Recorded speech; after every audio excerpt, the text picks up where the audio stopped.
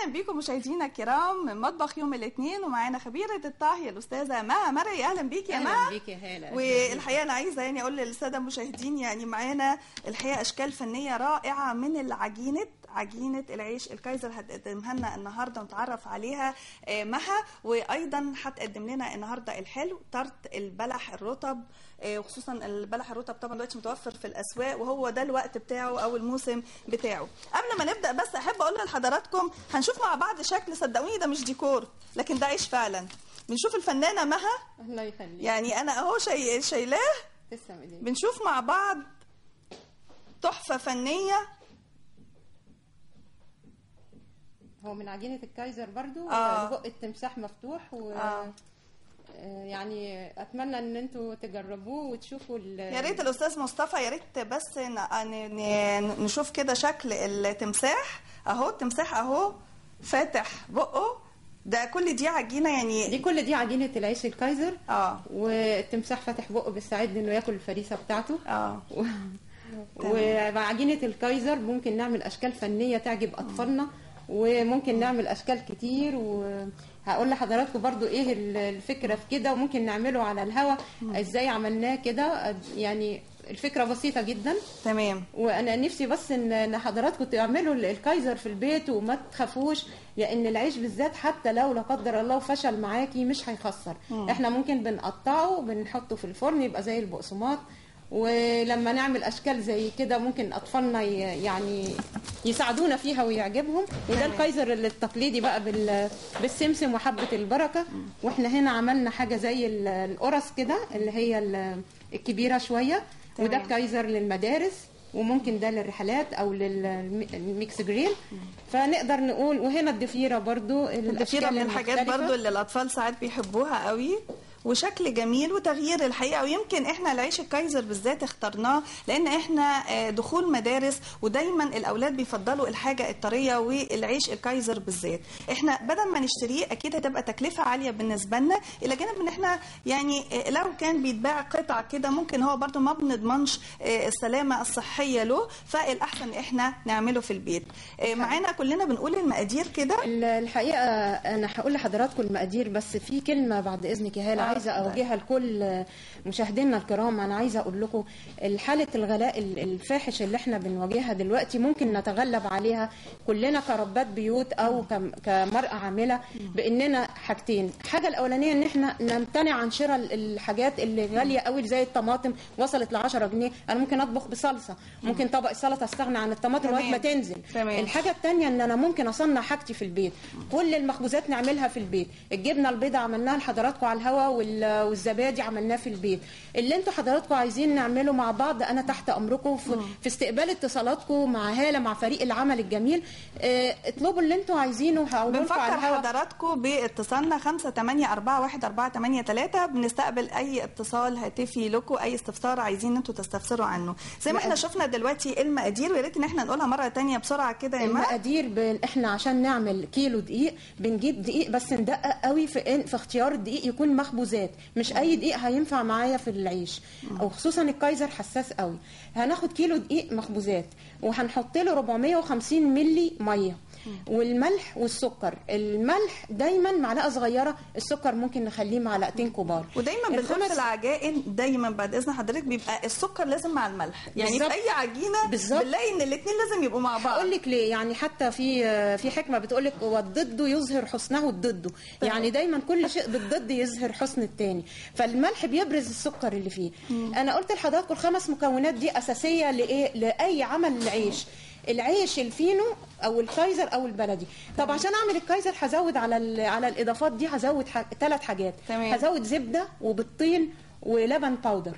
الزبده 50 جرام بالظبط كده. الزبده 50 جرام بالطين، واللبن الباودر 50 جرام. لو عايزين نشتغل بالمعالق نسهل على ربة البيت، نقول 5 معالق من اللبن البودرة. نقول برضو تقريبا قطعة زبدة يعني في حجم عين الجمل أو أكبر شوية. ونحط لبن البودرة، بنحط 5 معالق لبن، 5 معالق لبن بودرة وبالطين، وبنحط الزبدة 50 جرام. تمام. ومعانا اتصال هاتفي. ألو صباح الخير. صباح الفل. مع حضرتك مدام منى. أهلا وسهلا بيكي، منورانا. الله يخليكي. ازيك يا مدام مها؟ اهلا وسهلا، اهلا بيك. بجد عجباني جدا جدا التمساح ده. فكرة ايه رايك فيه؟ تحفه فنيه صح؟ قبل كده والله تحفه فنيه مش كده يا منى؟ ده تابلوه. ربنا يخليكي، ده من ذوقك. تسلم ايديك يا مدام مها، تسلم ايديك. الله يخليكي. في اي سؤال؟ لو سمحتي، انا عجبتني فكره الصناعات الغذائيه في المنزل. تحت امرك. فلو سمحتي ممكن تعملي لنا حضرتك جبنه القريش؟ ان شاء الله. انت حضرتك شفتي الحلقه بتاعت الجبنه البيضاء والزبادي عملناها على الهوا هنا؟ تاني لو سمحتي. حاضر، نعمل الجبنه القريش. لو سمحتي يا مدام مها. عينيا ليكم، اللي انتوا عايزينه تطلبوه انا عينيا ليكم. احنا عملنا الجبنه قبل كده. انا اولا بشكرك على اتصالك الهاتفي. شكرا.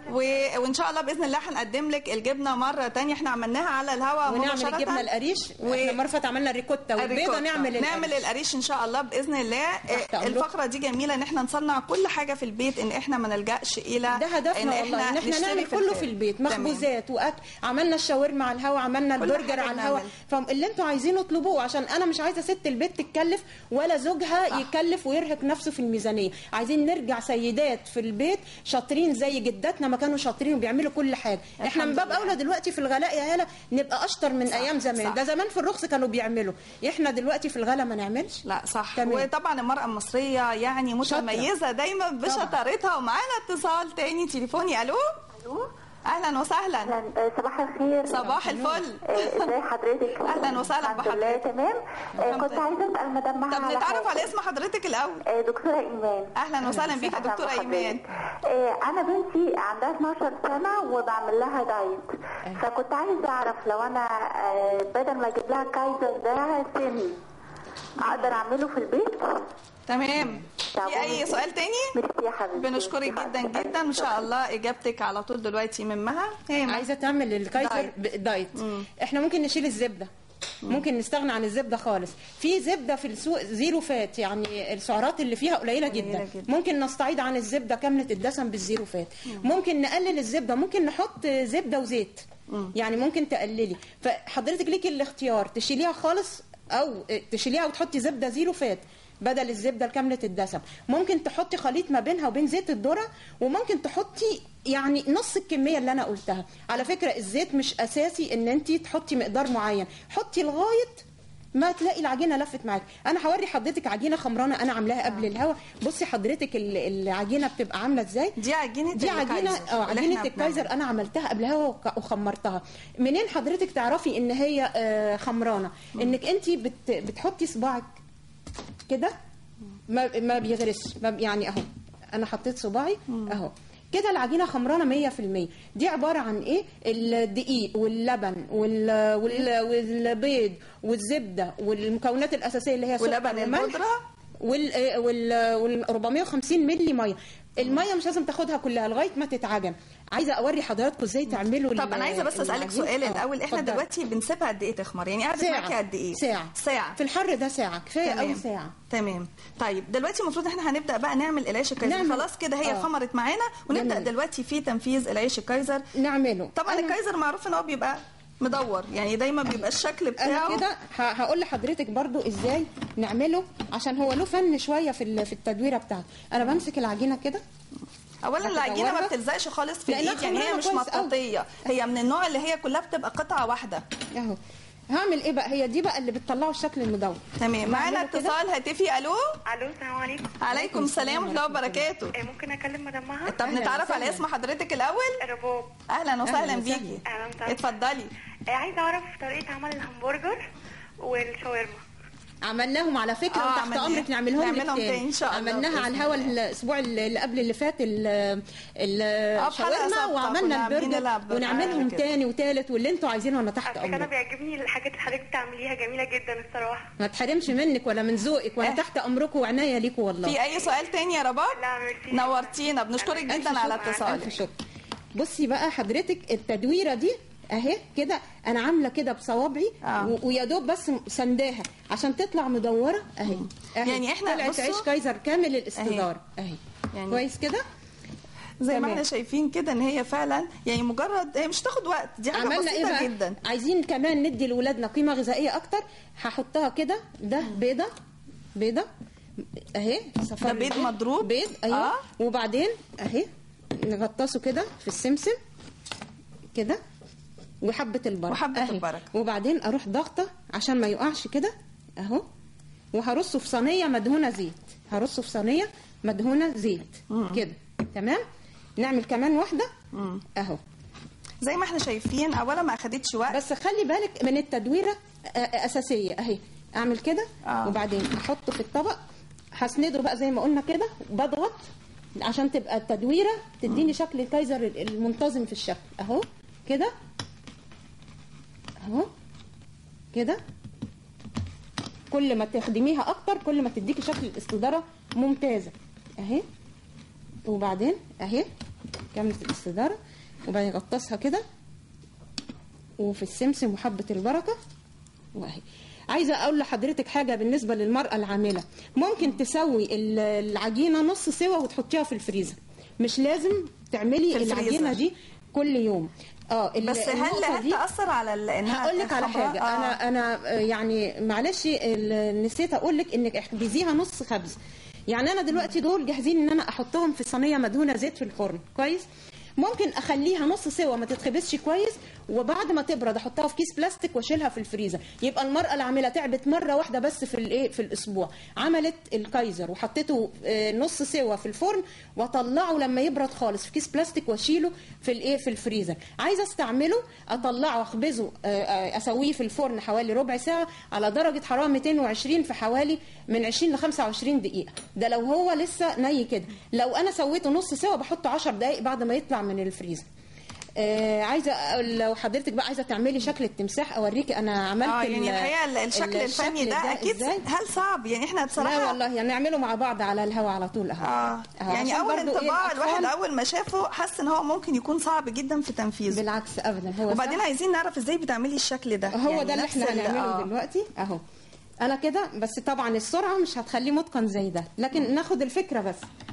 انا بجيب العجينه كده بحاول كده بقدر الامكان اتخيل الوش بتاع التمساح عامل ازاي كده، وبعدين بالمقص كده اهو وبفتح البق ده كده اهو تمام، وبططه كده. الحراشيف بقى اللي هي بتبقى طالعه من جوه دي بتتعمل ازاي؟ اللي هنا بتبقى صغيره، نعمل كده